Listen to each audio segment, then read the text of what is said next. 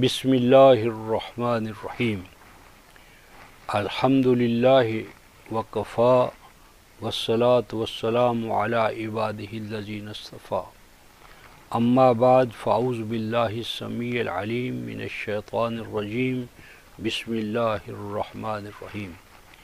عزیز طلبہ و طالبات، آج کا ہمارا جو درس ہے اس کا نقطۂ آغاز سورہ البقرہ کی آیت 185 ہے، جس میں الفاظ الہی یہ ہیں: بسم اللہ الرحمن الرحیم، شہر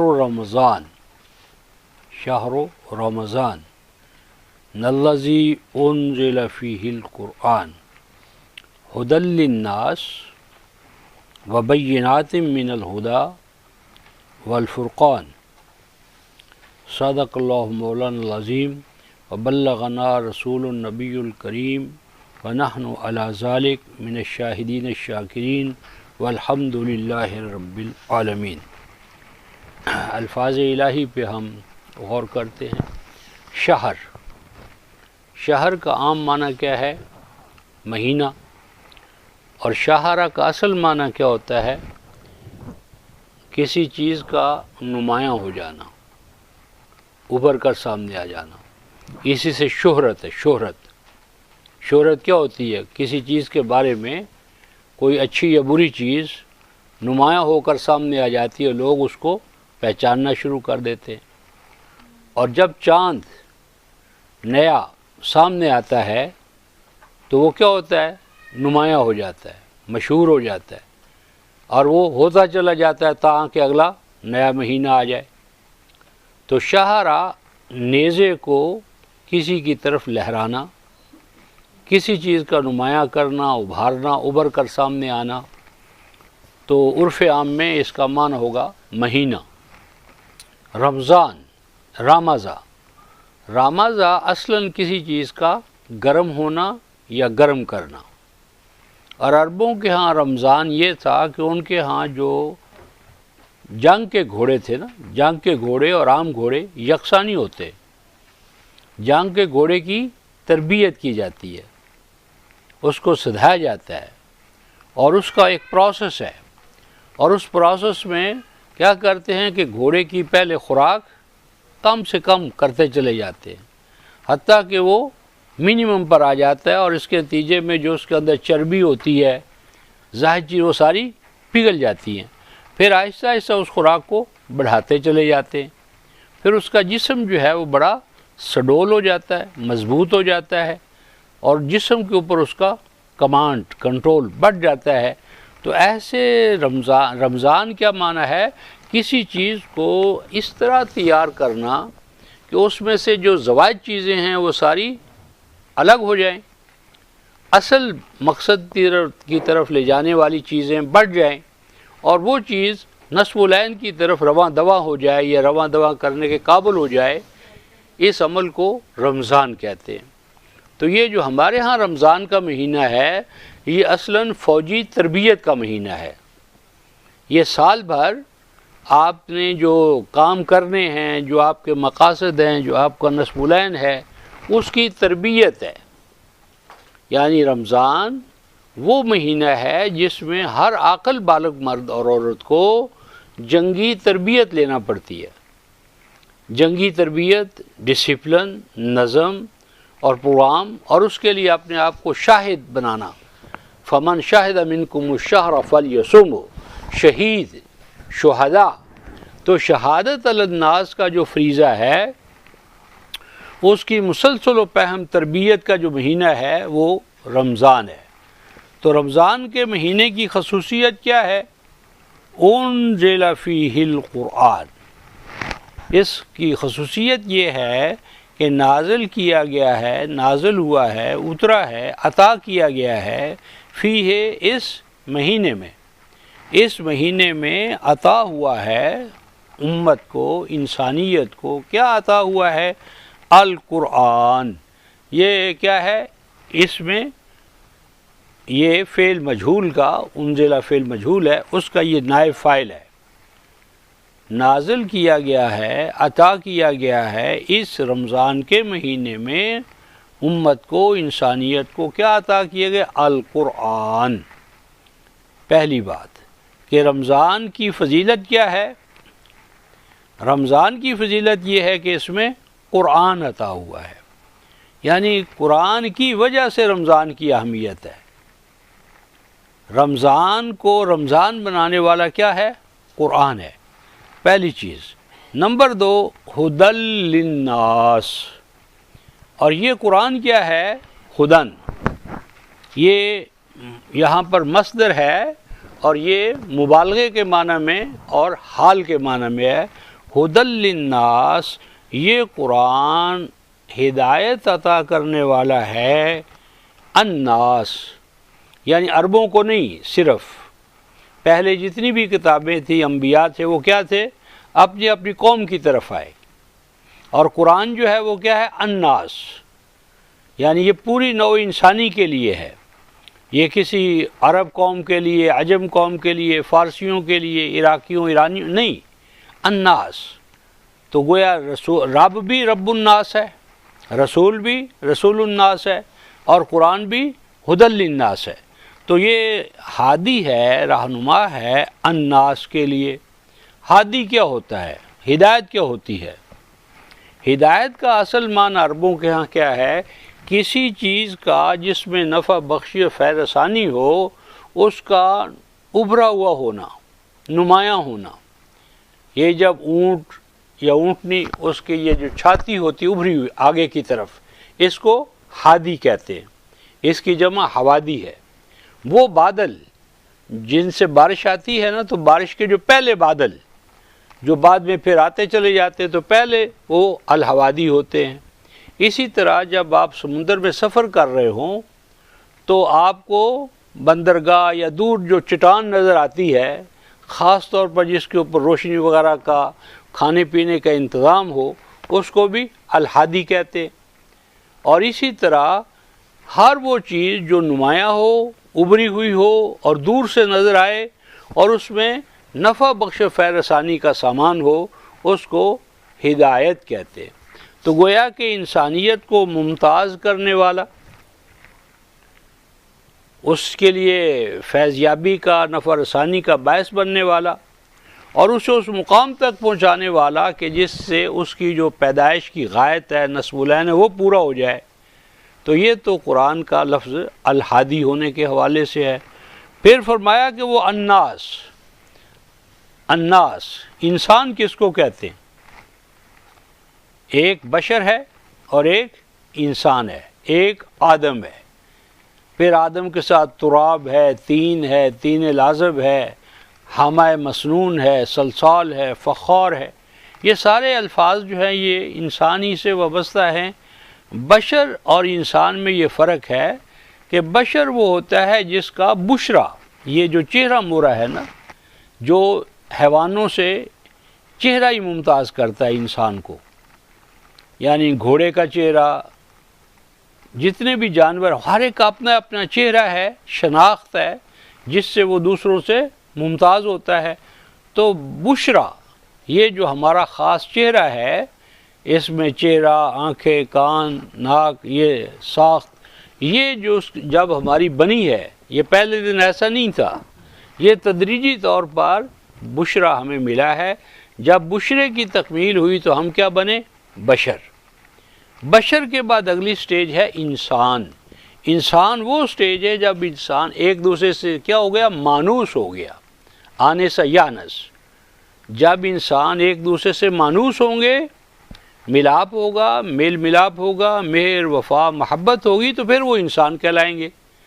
تو قرآن کے نزول کا مقصد یہ ہے کہ نوع انسانی کے تمام افراد کو ایک دوسرے کا کیا کیا جائے؟ انیس بنایا جائے، خیرخواہ بنایا جائے، ہمدرد بنایا جائے، بھائی چارہ ان میں قائم کیا جائے۔ اور یہ کب قائم ہوگا؟ جب باہمی عداوت ختم ہوگی۔ بعضکم لبعض عدو، جنت سے جو ہمارا حبوط ہوا تو کیوں ہوا؟ کہ ہمارے اندر باہم عداوت پیدا ہو گئی۔ عداوت کیا ہوتی ہے؟ ہر شخص کا اپنے مفاد کو حاصل کرنے کے لیے دوسرے پر چڑھائی کر دینا، انفرادی مفاد پرستی۔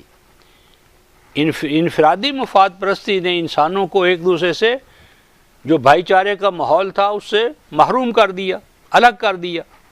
تو اب قرآن اس لیے آیا ہے کہ انسانوں کو دوبارہ ایک بھائی چارہ، عالمگیر برادرہڈ، نوع انسانی کو ایک کنبہ الہی بنانا، جس طرح پوری کائنات کا رب ایک ہے، نظام ایک ہو، حکومت ایک ہو، اور پوری نوع انسانی جو ہے وہ ایک دوسرے کے لیے بھائی بہن کی حیثیت میں آ جائے، اور یہ جو درمیانی عداوتیں ہیں، تضادات ہیں، ان سے انسانوں کو نکالا جائے۔ اور یہ تب ہوگا جب قرآن کو ہم قرآن مانیں گے۔ قرآن کیا ہے؟ عام طور پر ہمارے ہاں قرآن کے بارے میں کیا تصور ہے؟ پڑھا جانے والا، ہر وہ چیز جو پڑھی جائے۔ تو یہ مسکنسیپشن ہے، غلط ہے قرآن کے بارے میں، بہت بڑی یہ غلط فہمی ہے۔ قرآن دراصل رفقائے محترم قارآ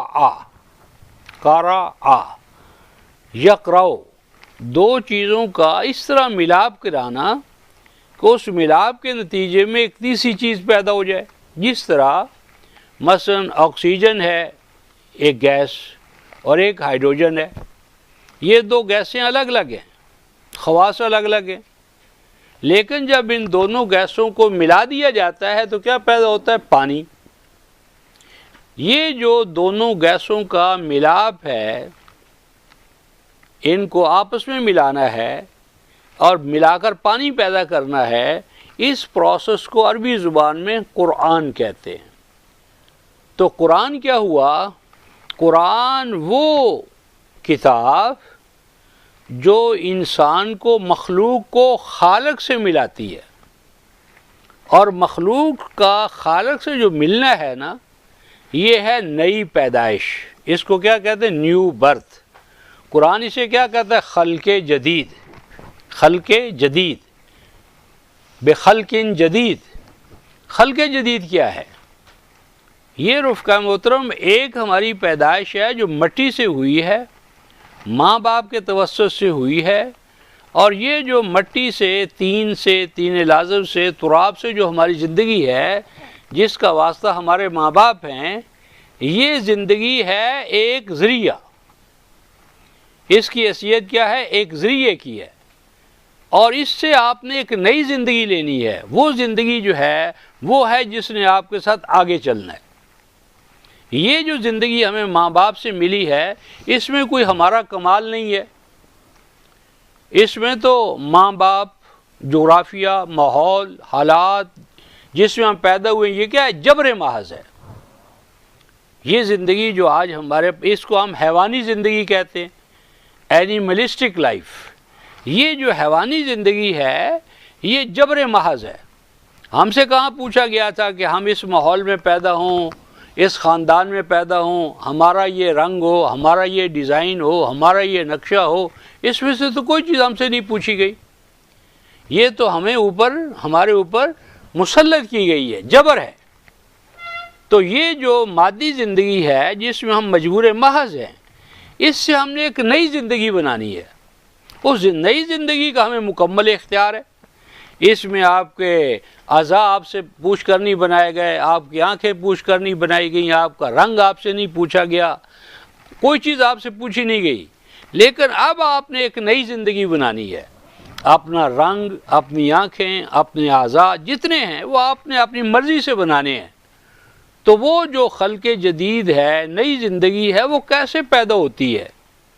اس کا نصاب کیا ہے؟ طریقہ کار کیا ہے؟ وہ کیسے حاصل ہوتی ہے؟ وہ جو خلق جدید ہے، نئی زندگی ہے، اس نئی زندگی کا جو ضامن ہے وہ قرآن ہے۔ سورہ الانفال کی آیت نمبر 24 میں آپ پڑھیں گے، یا ایھا الذین آمنوا استجیبوا للہ وللرسول اذا دعاکم لما یحییکم، اے ایمان والو آؤ۔ اے ایمان والوں کو جو مخاطب کیا، تو کیا وہ مردہ ہیں؟ کیا وہ قبرستان کے افراد ہیں؟ زندہ اہل ایمان، ان کو کہا جا رہا ہے نستجیبوا للہ وللرسول، لبیک کہو، آگے بڑھو، قبول کرو اس دعوت کو جو تمہیں اللہ اور رسول کی طرف دی جا رہی ہے۔ کیوں؟ آگے کیا فرمایا؟ لما یحییکم، تاکہ تم زندہ ہو سکو۔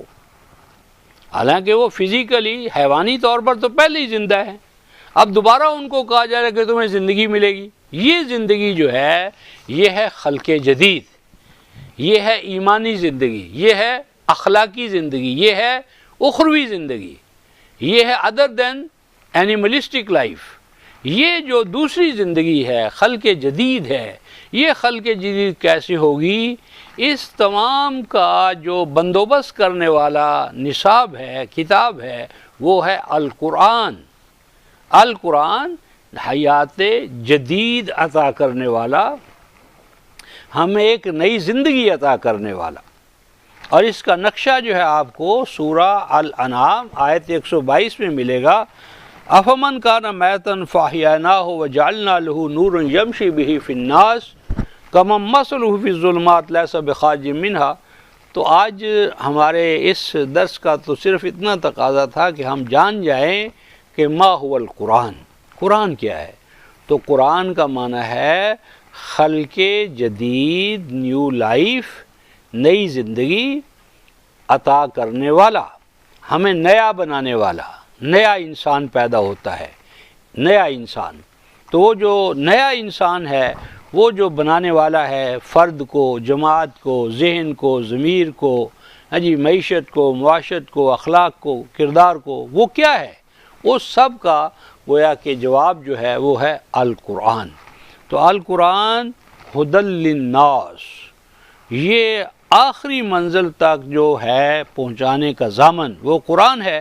اور آخری منزل کیا ہے؟ للناس، کہ انسان کو انسان بنایا جائے، آدم کو انسان بنانا۔ آدم کو میسر نہیں انسان ہونا، تو آدم کو، آدمیت کو، بشریت کو خلق جدید میں ڈھال کر عالم انسانی میں ایک ایسا بھائی چارہ، ایک ایسی محبت، ایک ایسی ایک دوسرے کے لیے الفت، ایک احترام متبادل، اور ایک دوسرے کے لیے جانگساری، جانثاری، قربانی، یہ جو خصائل پیدا کرنے ہیں، ان سب کے لیے کیا ہے ضامن؟ القرآن۔ القرآن ہدان، ہادی، رہنما، ہدایت دینے والا، کس جانب؟ للناس، کہ آدم کو انسان بنایا جائے، بھائی چارے کا ماحول پیدا کیا، عداوت سے، نفرتوں سے، جو ایک دوسرے کے بارے میں انسان کے ذہن میں ہیں، ان سب کو نکالا جائے۔ بینات من الہدی، اس قرآن کا یہ اعجاز ہے کہ یہ ایسا نہیں ہوتا کہ دعویٰ قرآن کرے اور دلیل جو ہے وہ مول صاحب کو لانی پڑے۔ کامل کلام، کامل الہام وہ کلام ہے، کتاب ہے جو دعویٰ بھی کرے اور دلیل بھی خود دے۔ ایسی کتاب مثلا وید ہے، انجیل ہے، اور کتابیں ہیں کہ دعویٰ کریں گی لیکن دلیل نہیں ہوگی۔ دلیل جو ہے وہ مول صاحب کو گھڑنا پڑے، پنڈت کو گھڑنا پڑے، پروہت کو گھڑنا پڑے، وہ کتاب ناقص ہے، نامکمل ہے، وہ الناس کی کامل ہدایت کے لیے نہیں ہے۔ کامل ہدایت کا مسئلہ کیا ہے؟ بینات من الہدی، کہ قرآن کا کیوں ہدا ہے، قرآن کیسے ہادی ہے، کیسے یہ ہدایت دے گا، کیسے منزل مراد تک پہنچائے گا۔ اس کے لیے دلائل قرآن کے اپنے ہونے چاہیے۔ قرآن بھی ہے، الناس کو الناس بنانے والا بھی ہے، اور مزید برآں قرآن کے قرآن ہونے کے جو دلائل ہیں، بینات ہیں، واضح حقائق ہیں، اس کا ترجمان بھی خود قرآن ہے۔ یعنی یہ سمجھ لو کہ قرآن بلائنڈ فیتھ نہیں ہے، اندھا عقیدہ نہیں ہے، اندھا عقیدہ نہیں ہے۔ بچپن میں انسان کیا کرتا ہے کہ ماں باپ جو کہتے ہیں وہ حکم مانتا ہے، لیکن جیسے جیسے انسانی بچہ میچورٹی کی طرف جاتا ہے، بلوغت کی طرف جاتا ہے، تو پھر کیا ہوتا ہے؟ وہ صرف یہ نہیں چاہتا کہ ماں باپ حکم دیں، بلکہ وہ یہ بھی چاہتا ہے کہ ماں باپ بتائیں کہ یہ کام کیوں کرنا ہے، اس کی وائی آف اٹ کیا ہے، کیوں کرنا ہے میں نے، اس کا فائدہ کیا ہے، نہ کرنے کا نقصان کیا ہے۔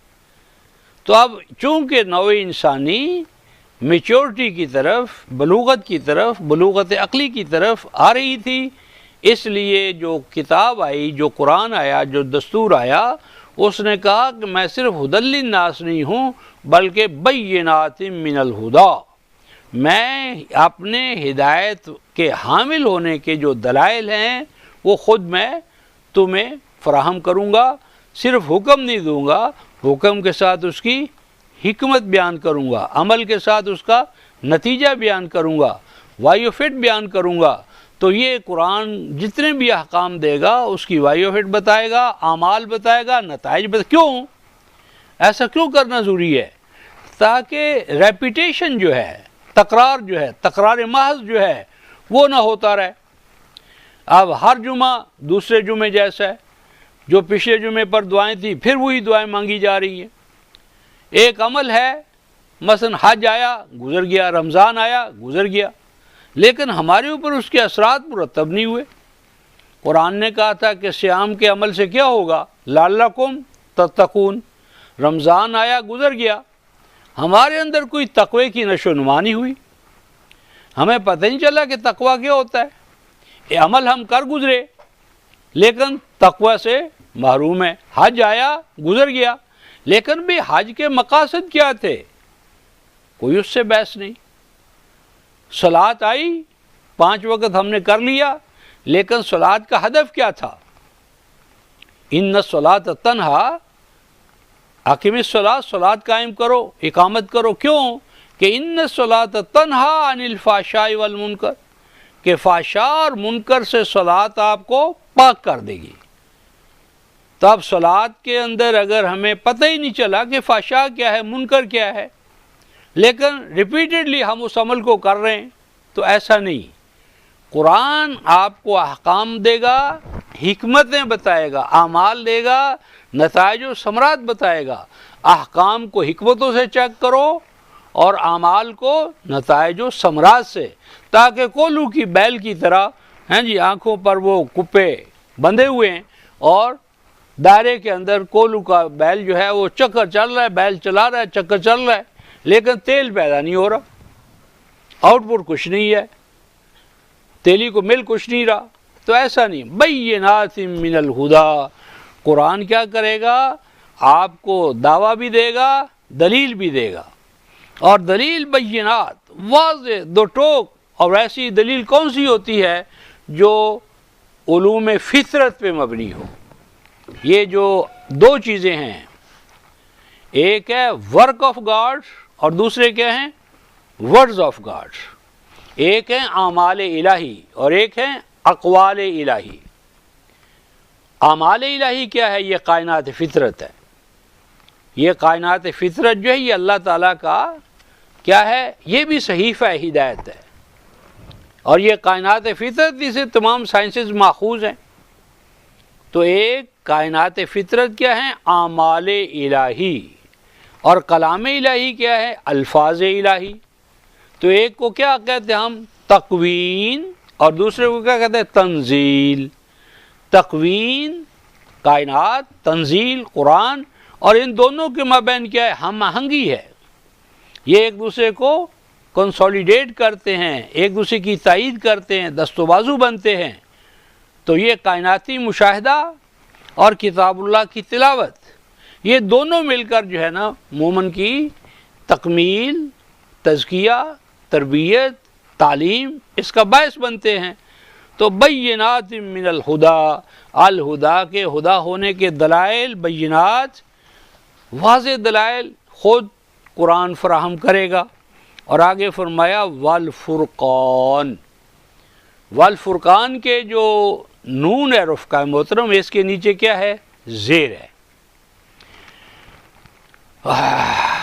یوں نہیں فرمایا بینات من الہدا والفرقان، جس طرح اوپر آیا تھا القرآن انزل فیہ القرآن، تو یہاں پر الفرقان نون کے نیچے آئی ہے زیر۔ اور یہ زیر کیوں آئی ہے؟ یہ معطوف ہے، عطف ہے اس پر بینات من الہدا پر۔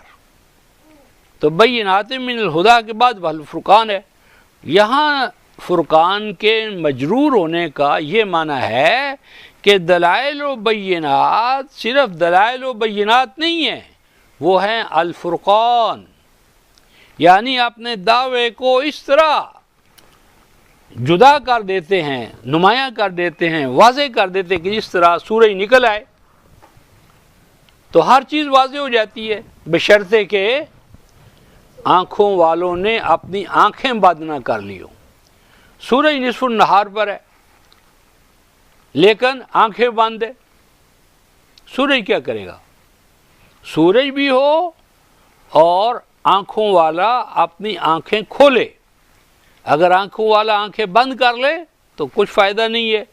تو بینات من الہدی، دلائل ہیں، بینات ہیں، دو ٹوک، لیکن اگلی سٹیج کیا ہے؟ والفرقان، اتنے نمایاں، اتنے کہ جس طرح سورج چڑھ جائے، رات کی تاریکی میں نہیں فیصلہ ہو پاتا کہ یہ 500 کا نوٹ ہے یا 1000 کا نوٹ ہے، آستینیں چڑھا چڑھا کر وہ کہتا ہے یہ 1000 کا ہے، وہ کہتا ہے 500 کا ہے، لڑنے مرنے پر ہے، ڈیبیٹ پر ڈیبیٹ ہو رہی ہے، تو کیسے ختم ہوگی؟ نہیں ہوگی، زبان دانی سے نہیں ہوگی، چرب زبانی سے نہیں ہوگی، چھوٹی سی دیا سلائی جلا دو، چھوٹی سی موم بتی جلا دو، تو جتنے دائرے کی موم بتی ہوگی اتنا وہ ظلمت ختم ہوگی اور حق واضح ہوگا۔ اور اگر سورج چڑھ گیا تو پھر تو ہر چیز کا حل الگ الگ ہو جائے گا۔ تو قرآن جو ہے یہ سورج ہے ہدایت کا، سراجم منیرا، تو یہ سراج منیر ہے۔ تو یہاں ہم اس لیے آئے تھے کہ ہم 3 چیزوں پر اپنا ذہن واضح کریں کہ قرآن کیا ہے، یہ مفہوم کیا ہے، اس کا معنی کیا ہے، ہدا کیا ہے، الناس کیا ہے، اور بینات من الہدا کیا ہے، اور بینات من الہدا میں فرقان کی شان کیا ہے۔ اب اس کے ساتھ ہم ایک اور نبی پاک صلی اللہ علیہ وسلم کے حوالے سے 12:108 کا ایک مقام دیکھنا چاہتے ہیں۔ سورہ یوسف 12ویں سورہ جو ہے اس کی آیت نمبر 108۔ الحمدللہ، فرمایا قل ھذہ سبیلی ادعو الی اللہ علی بصیرۃ انا ومن اتبعنی وسبحان اللہ وما انا من المشرکین۔ اور یہ جو رفقائے محترم آیت ہے سورہ یوسف آیت 108، اس سے پہلے آیت 106 بھی ہے، اس پہ بھی ذرا تھوڑا سا غور کر لیں۔ وَمَا يُؤْمِنُ أَكْثَرُهُمْ بِاللَّهِ إِلَّا وَهُمْ مُشْرِكُونَ، نہیں ایمان رکھتے ان میں سے اکثر اللہ پر، یعنی اکثریت اللہ کو مانتی ہے، اللہ پر ایمان رکھتی ہے، لیکن کیا فرمایا؟ وَهُمْ مُشْرِكُونَ، وہ اللہ پر ایمان رکھنے کے باوجود مشرک ہیں۔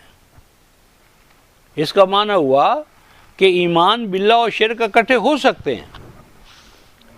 ایک فرد، جماعت، امت اللہ کو بھی مانتی ہے اور اللہ کو ماننے کے باوجود ہے کیا؟ مشرک۔ تو جب ایمان باللہ بھی ہو، شرک بھی ہو، تو نتیجہ خیزی نہیں ہوتی۔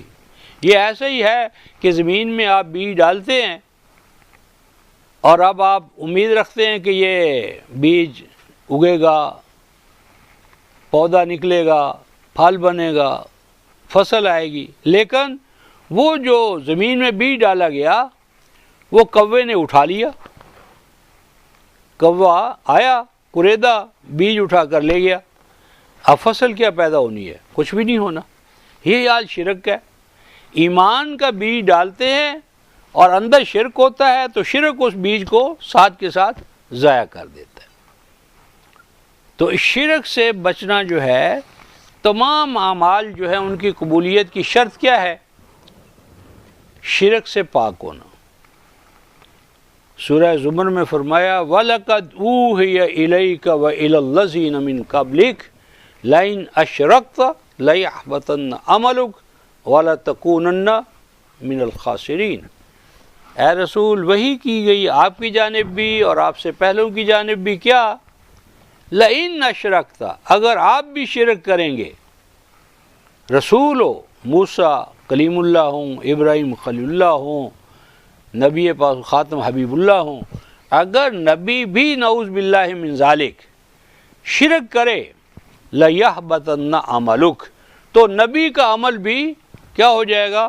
حبات کا مرض اسے لگ جائے گا، نبی کا عمل بھی حبات میں چلا جائے۔ حبات کیا ہوتا ہے؟ حبات رفقائے محترم بیماری ہے۔ یہ دیہات میں ہم دیکھتے ہیں کہ جانور جو ہے بھینس گائے اگر برسیم کھا لے، چٹالا کھا لے، یہ ایک چارہ ہوتا ہے، تو بعض اوقات اس کے جسم میں ہوا بھر جاتی ہے، اور ہوا بھر جانے کی وجہ سے اس کی پسلیاں بہت موٹی نظر آتی ہیں، لیکن حقیقتاً اگر اس ہوا کو نہ نکالا جائے تو موت کا باعث بن جاتا ہے۔ تو وہ جو جسم کا بیماری کے طور پر پھول جانا ہے اس کو حبات کہتے ہیں، حبات۔ تو اعمال کو بھی حبات لگ جاتا ہے۔ یہ حبات کیا ہے؟ یہ شرک ہے۔ تو اگر عمل میں شرک کی ملاوٹ ہو جائے تو نبی والا عمل بھی، نبوت والا عمل بھی اللہ تعالیٰ کے ہاں قبول نہیں ہوتا۔ تو شرط عمل کی قبولیت کی کیا ہے؟ خالص توحید۔ ہم نے کتاب نازل کی آپ کی فَاعْبُدِ اللَّهَ مُخْلِصًا لَهُ الدِّينَ، اخلاص فی الدین، دین سارے کا سارا اللہ کے لیے ہے جو اب اس کی الکتاب میں ہے۔ تو وَمَا يُؤْمِنُ أَكْثَرُهُمْ بِاللَّهِ إِلَّا وَهُمْ مُشْرِكُونَ، نہیں ایمان رکھتے ان میں سے اکثر اللہ پر مگر ایمان رکھنے کے باوجود کیا ہوتے ہیں؟ مشرک ہوتے ہیں۔ آگے فرمایا قُلْ هَٰذِهِ سَبِيلِي، کل اعلان عام کر۔ جہاں بھی کل آئے گا نا قرآن میں تو یہ کیا ہے؟ پبلک ڈکلیریشن، ڈیوائن ڈکلیریشن، یہ اعلان عام ہے، اس کی عام منادی کرنا ہے ایمان والوں نے۔ ایمان والوں پر ڈیوٹی ہے، فریضہ ہے۔ کل جہاں بھی ہے نا کل، یہ اعلان عام کرتے رہو۔ یعنی اگر اسلامی مملکت ہو، اسلامی مملکت کے اندر جو ان کا کمیونیکیشن کا، میڈیا کا جو سسٹم ہوگا وہ کل کے مقام سے شروع ہوگا۔ کل کولو، جتنے بھی قرآن حکیم کے مقامات ہیں تو کل اعلان کرو، اعلان کرتے رہو، کرو اور کرتے رہو۔ کیا اعلان کرو؟ ہٰذِهِ سَبِيلِي، کہ یہ قرآن جو ہے، یہ قرآن، اس کی حکمت، اس کی آیات کیا ہیں؟ سبیل ہیں۔ کس کا؟ میرا۔ کون اعلان کر رہے ہیں؟ محمد رسول اللہ صلی اللہ علیہ وسلم، کہ اعلان کرو کہ یہ قرآن کیا ہے؟ یہ میرا راستہ ہے۔ سبیل، سبیل کیا ہوتا ہے؟ یہ جتنے بھی عربی زبان میں الفاظ آئیں گے نا جن کے آخر میں لام آئے گا، سابالا، جابالا، حمالا، طبل، جمل، جہاں بھی لام آئے گا یہ خاصہ ہے۔ جہاں بھی آئے گا اس کے تین بنیادی خاصے ہوتے ہیں، یعنی کسی چیز کا نمایاں ہونا اور طاقت والا ہونا اور ابھرا ہوا ہونا، اور انسان کے لیے اس میں کیا ہے؟ نفع بخشی کا پایا جانا۔ جبل، پہاڑ نمایاں ہے، ابھرا ہوا ہے، قوی ہے، طاقت والا ہے، اور انسان کے لیے اس میں کیا ہے؟ افادیت ہے، بے پناہ ریسورسز اس کے نیچے رکھے گئے ہیں۔ جمل، اونٹ کو دیکھ لو، حبل، رسے کو دیکھ لو، ہاں جی۔ تو اسی طرح سبل کیا ہے؟ راستہ، جس کے اوپر چل چل کر اس کو پیوڈ وے بنا دیا گیا ہو۔ یعنی راستہ ہو تو طریق بھی ہوتا ہے، سبیل ہوتا ہے جب وہ نرم ہو جائے۔ یعنی وہ پگڈنڈی، یعنی ہم دیہات میں اسکول جاتے تھے تو کھیت کے اندر سے گزرتے تھے، تو کھیت کے اندر سے گزرے، انہوں نے ہل چلا دیا، ہل چلایا، پھر بعد میں پانی لگایا، لیکن جب وہ زمین دوبارہ ہموار ہوتی ہے تو پھر وہی راستہ بنا ہوا نظر آتا ہے۔ اس مٹی کے اندر بھی گویا کہ ہمارے پاؤں نے اپنے اثرات مرتب کر دیے ہوتے.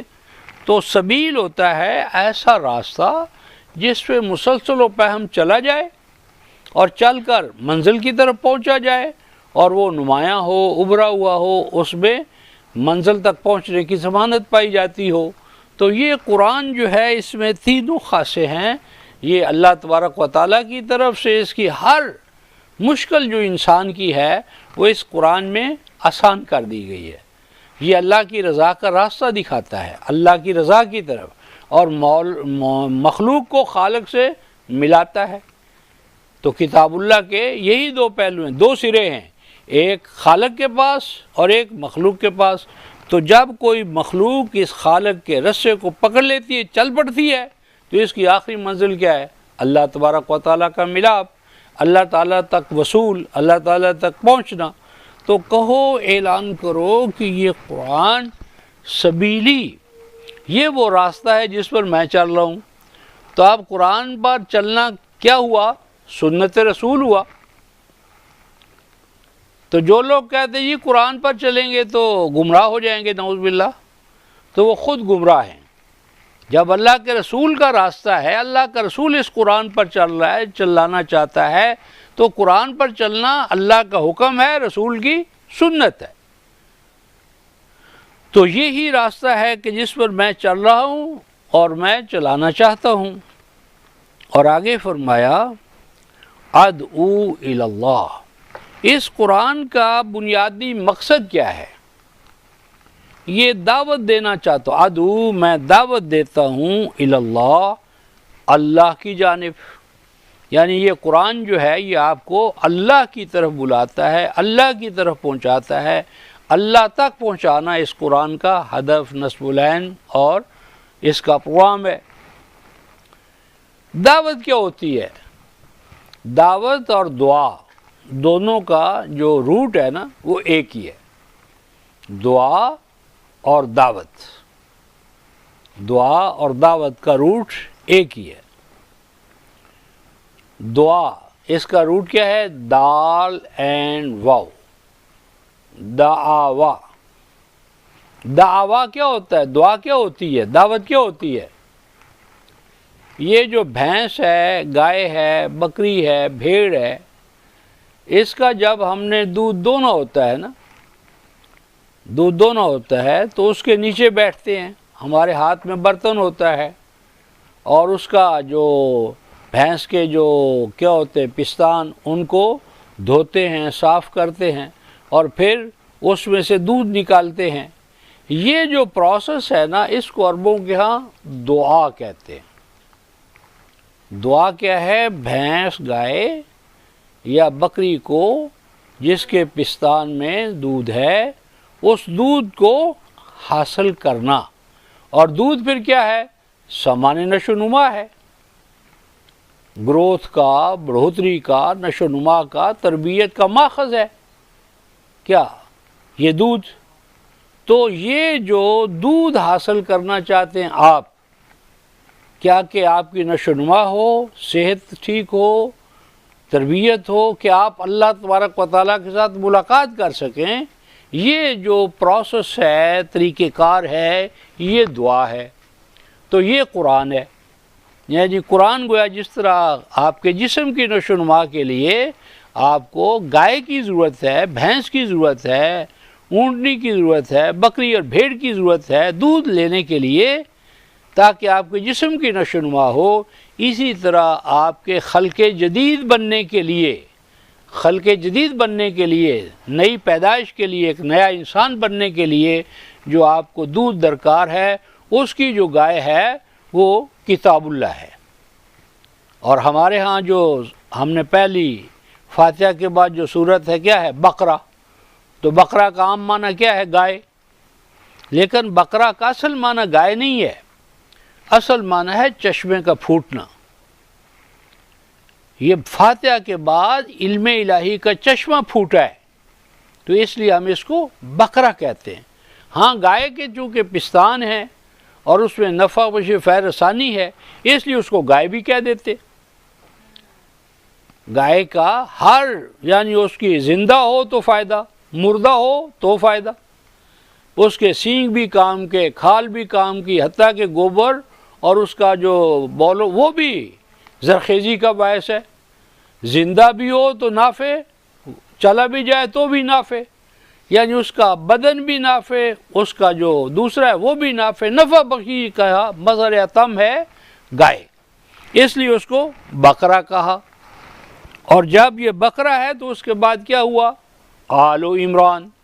آل و عمران کا عام معنی کیا ہے؟ فیملی آف عمران، لیکن میں بتایا کرتا ہوں کہ اعلیٰ یولو کا معنی ہوتا ہے ٹو ریزلٹ ان، نتیجہ پیدا ہونا، اور عمران کا معنی کیا ہے؟ سوشیالوجی، یعنی اس چشمہ الہی کے اوپر اب ایک نیو سسٹم سوشیالوجی پیدا ہوگی، ایک نیا عمرانی نظام پیدا ہوگا، ایک نیا انسان جنم لے گا، ایک نئی ماں پیدا ہوگی، ایک نئی سوسائٹی پیدا ہوگی، ایک نئی تہذیب جنم لے گی، ایک نیو سویلائزیشن پیدا ہوگی، تو آل و عمران۔ اور اس کے اندر مرکزیت کس کو حاصل ہے؟ عورت کو، نساء کو، عورت نساء۔ اور نساء کا عام معنی کیا کرتے ہیں؟ بھول جانے والا، غلط ہے۔ نساء جو ہے یہ دو معنی، ناسا، ناسا کا معنی ہوتا ہے کسی چیز کو دیر پا بنانا، کسی چیز کو سٹرانگ کرنا، کسی چیز کو کنسولیڈیٹ کرنا۔ تو نساء یعنی یہ جو سوشل آرڈر ہے، اس کی ساری بیس جو ہے وہ کیا ہے؟ نساء پر ہے، ماں پر ہے۔ ماں، بہن، بیٹی اور بیوی، ان چاروں کی حیثیت سے جب ایک نساء کا نظام آئے گا تو پھر کیا ہوگا؟ المائدہ۔ المائدہ کیا معنی؟ دسترخوان۔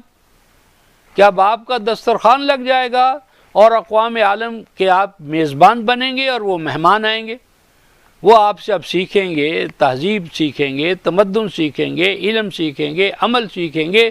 اب آپ کا معاہدہ ہے، اور جب آپ کا معاہدہ لگ گیا، دسترخوان لگ گیا، میزبان بن گئے، اور گھر میں دال روٹی کا نظام نہیں ہے تو کیسے چلے گا؟ میزبانی کیسے چلے گی؟ اسی لیے اگلی صورت کیا ہے؟ الانعام، کہ یہ اس معاہدہ کو، دسترخوان کو، میزبانی کو چلانے کے لیے نعمتیں کہاں سے آئیں گی؟ انعام، نعمتیں کیسے ملنی ہیں؟ ایک تسلسل کے ساتھ یہ آپ کا چراغ جلتا رہے، آپ کا دسترخوان چلتا رہے، آپ کی میزبانی چلتی رہے، تو اگلی سورہ کیا ہے؟ الانعام، جو اس نعمتوں کے حصول کے طریقہ کار کو بتائے گا، الانعام ہوگا۔ اور اس مقام پر جب آپ گئے تو اگلا مقام کیا؟ الاعراف، بلند مقام، اقوام عالم کی قیادت، سیادت، رہنمائی، امامت، اب آپ کا مقام ہوگا۔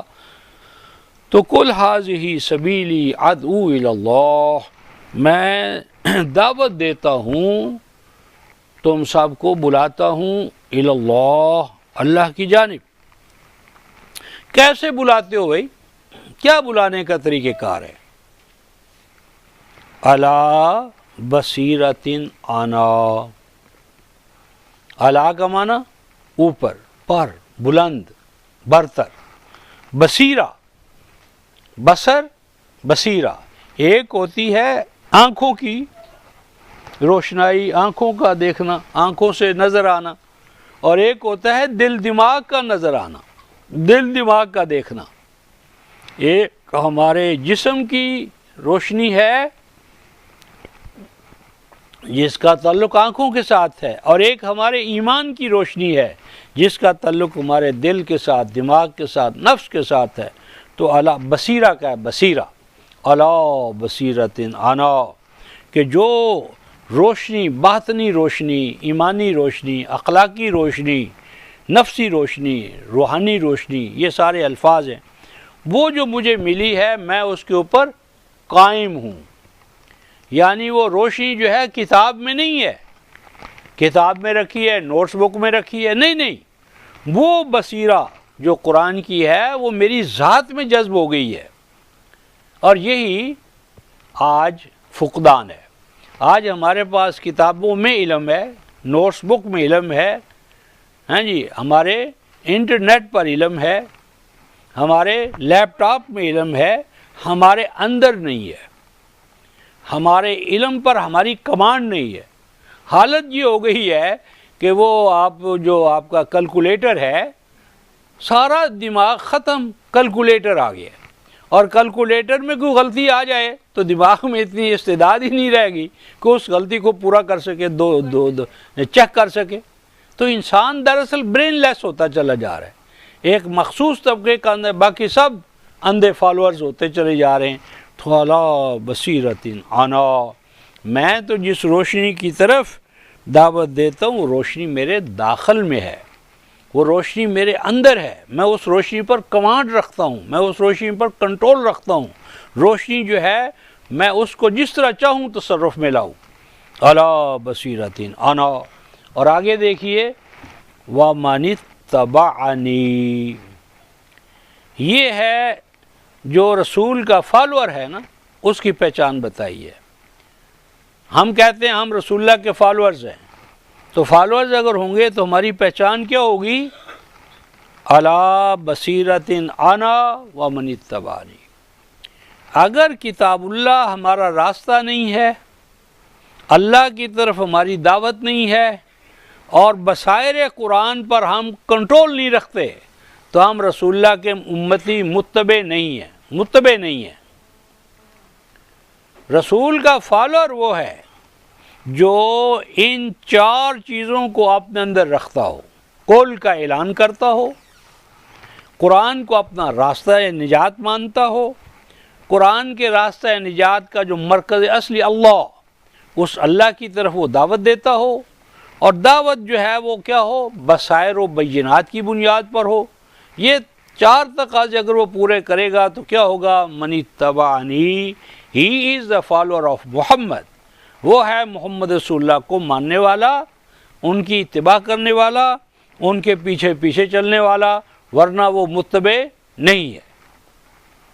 آج ہمارے ہاں یہی المیہ ہے، مدارس ہیں، خانقاہیں ہیں، سب کچھ ہے. در و دیوار کا نام جو ہے وہ مدرسہ نہیں ہے، در و دیوار کا نام خانقاہ نہیں ہے. مکان کی سے زیادہ کون اہم ہوتا ہے؟ مکین. آج آپ کا میرا وجود ہے، لیکن جب وفات ہوتی تو کیا ہوتا ہے؟ جسم تو سارا پڑا ہوتا ہے، سر سے پاؤں تک پورا وجود، جسم ڈھانچہ موجود ہے. اس کے باوجود تھوڑی دیر میں ہم کیا کہتے ہیں؟ یارو اس کو چل کر دفن کر دو. عفونت پیدا ہوگی، ماحول آلودہ ہوگا. تو جو چیز اندر ہے وہ ہمارا نفس ہے، ذات ہے، انا ہے، ایگو ہے. تو اسی طرح مدارس جو ہیں وہ قرآن سے قائم ہوتے ہیں. تو جب قرآن نہ ہوگا تو مدرسہ کیا ہوگا؟ کچھ بھی نہیں ہوگا. یہی حال مساجد کا ہے. مسجدوں کی رونق نمازی ہے، مسجدوں کی رونق مصلی ہے. آپ صلی اللہ علیہ وسلم کی حیات طیبہ میں مدینہ کی مسجد کو پکا نہیں بنایا گیا تھا. تاریخ پڑھ کر دیکھ لیں، آپ کی مسجد کی جو چھت تھی وہ کیا تھی؟ کھجور کی ٹہنیاں، کھجور کے پتے. پانی جب برستا تھا، بارش ہوتی تھی تو نیچے پانی آ جاتا تھا. کوئی فرش بھی پکا نہیں تھا. فرش کی جگہ پر یا تو کھجور کے پتے ڈالے ہوئے تھے یا چھوٹے چھوٹے سنگریزے تھے. جب سجدہ کرتے تھے تو سنگریزوں کا اور کھجور کے پتوں کا اثر جو ہے وہ چہرہ صحابہ کے چہروں پر، آپ صلی اللہ علیہ وسلم کے چہرہ انور پر اس کے آثار ظاہر ہو جاتے تھے. تو مسجدیں کچی تھی اور مسلمان پکا تھا. آج مسجدیں پکی ہیں، مسلمان کچے. آج بیت اللہ کو دلہن کی طرح سجایا جا رہا ہے، اور ساری ٹیکنالوجی کہاں سے آ رہی ہے؟ اٹلی کی ٹیکنالوجی ہے، جرمنی کی ہے، فرانس کی ہے، اور سارا پیسہ وہ چھین رہے ہیں. پتھر ان کا آ رہا ہے، ٹیکنالوجی ان کی آ رہی ہے، ٹیکنیشین ان کے آ رہے ہیں، پیسہ ہمارا جا رہا ہے، اور دلہن کی طرح سجا رہے ہیں. تو بیت اللہ اگر آپ کا محافظ نہیں ہے تو یہ تعمیر محمد رسول اللہ کے نمونے پر نہیں ہے. تو کیا کہا؟ علی بصیرۃ انا ومن اتبعنی. اور آگے کیا فرمایا؟ وسبحان اللہ. یہاں سبحان اللہ کیوں کہا؟ سبحان اللہ کا یہاں مقام یہ ہے کہ ہم نے جو کہا کہ یہ دعوت ہے اور یہ دینی ہے بصائر و بینات کی بنیاد پر، دلائل کی بنیاد پر، شواہد کی بنیاد پر، آرگومنٹس کی بنیاد پر. سوال ایسا کیوں کیا جائے؟ کیوں؟ دیکھو نا، ایک باپ ہے، باپ حکم دیتا ہے تو بچہ کوئی ہر جگہ دلیل مانگتا ہے، دلیل دو تو مانوں گا۔ تو جس طرح باپ کا آرڈر چلتا ہے تو میاں اللہ تو رب العالمین ہے، اس کا ہم حکم مانیں گے، ہمیں کیا خبر کہ اس کی دلیل کیا ہے، وائی آف اٹ کیا ہے۔ لیکن وہ باپ جو ہمیشہ بچے کو بچہ ہی رکھے اور شیئر نہ کرے، اپنے ساتھ کھڑا نہ کرے، اپنے مشن اور پروگرام میں اس کو سانجھا نہ دے، حصہ نہ دے، تو وہ بیٹا ہمیشہ بیٹا ہی رہے گا۔ وہ جب سکسیسر ہوگا تو کیا کرے گا، جانشین ہوگا تو کیا کچھ بھی نہیں کر سکے گا۔ تو کیا کہا قرآن نے، وَسُبْحَانَ اللَّہ، کہ قرآن ہو اللہ کا، دعوت ہو اللہ کی، تعلیم ہو اللہ کی، اور اس میں وائی آف اٹ نہ ہو، دلیل نہ ہو، منطق نہ ہو، سمجھایا نہ جائے، وہ ہمارے انٹلیکٹ کو سیٹسفائی نہ کرے۔ وَسُبْحَانَ اللَّہ، ایسا خدا، اللہ ناقص خدا ہے، میں ایسے ناقص خدا کو نہیں مانتا۔ میرا اللہ کامل ہے، علم اور حکمت کا تو علم اور حکمت تو نکلا ہی اللہ کی ذات سے ہے۔ ہو کلام اللہ کا اور بلائنڈ فیتھ ہو کلام اللہ کا اور اس میں دلیل نہ ہو، منطق نہ ہو، ریزننگ نہ ہو، تو سبحان اللہ، میں ایسے اللہ سے باز آیا، میں ایسے اللہ کو نہیں مانتا۔ میرا اللہ تو اس طرح کی کمزوریوں سے پاک ہے، بلند ہے، بالا ہے۔ اور فرمایا وَمَا أَنَا مِنَ الْمُشْرِكِينَ، مشرکوں کے ہاں تو ہوتا ہی ہے، مشرکوں کے ہاں کوئی دلیل ہوتی ہے؟ کوئی دلیل نہیں ہوتی، کوئی منطق نہیں ہوتی۔ شرک کے لیے کیا دلیل اور منطق ہے؟ تو فرمایا شرک والوں سے میں بیزار ہوں، میرا مشرکوں سے کوئی تعلق نہیں ہے۔ وَمَا أَنَا مِنَ الْمُشْرِكِينَ، اور میرا مشرکوں سے کوئی تعلق نہیں، میں اور مشرک آپس میں کوئی لگا نہیں کھاتے، کوئی تعلق ہی نہیں، کوئی نسبت ہی نہیں۔ تو اس طرح آج کی اس ابتدائی مجلس میں ہم نے جن بنیادوں کو واضح کرنے کی کوشش کی ہے، وہ ایک القرآن، نمبر 2 ہدایت، نمبر 3 انسان، اور ان کے ساتھ ساتھ کیا ہے، دلائل، بینات، اور بینات کا الفرقان ہونا۔ اس کی بنیاد کیا تھی؟ سورہ البقرہ آیت 185، اور اس کے بعد ہم نے سورہ یوسف کی آیت 108 کی روح سے بات کی، اور یہ بتایا کہ اس دعوت کو آگے پہنچانا یہ ہماری ڈیوٹی ہے۔ یہ دعوت بینات اور بصائر پر قائم ہے۔ بینات اور بصائر پر قائم ہونا نبی پاک صلی اللہ علیہ وسلم کی جو اتباع کرنے والا فرد ہے، جماعت ہے، اس کی پہچان ہے۔ اگر دلائل و بینات کی بنیاد پر دعوت نہ دی جائے تو یہ شرک ہے، اور اللہ تعالیٰ کی ذات اور اس کی دعوت میں یہ نقص ماننا ہے، اور ہم ان چیزوں سے یعنی پاک ہونا چاہتے ہیں اور اپنے بھائی بندوں کو ادھر دعوت دینا چاہتے ہیں۔ تو یہ آج کا درس تھا، اور کل ہم بقرہ سے، چونکہ فاتحہ کافی دفعہ کر چکے ہیں اور اگر کریں گے تو صرف اشارے کے طور پر کریں گے، تو کل ہم بقرہ جو ہے اس کے جو معنویت ہے اس کو کھولیں گے، اور اس کے مضامین کا پہلے ہم وائٹ بورڈ پر انشاءاللہ وہ سارا نقشہ بنائیں گے، تو وہ بھی ریکارڈ کر لیں گے، اور اس کے اوپر پھر پارٹس میں بحث کریں گے، اور پھر اس کی کلیت جو ہے، ہول جو ہے، اس کو متعین کر کے پھر آل عمران سے اس کا ربط بتا کر آگے چلیں گے۔ تو آخر دعوانا ان الحمدللہ رب العالمین۔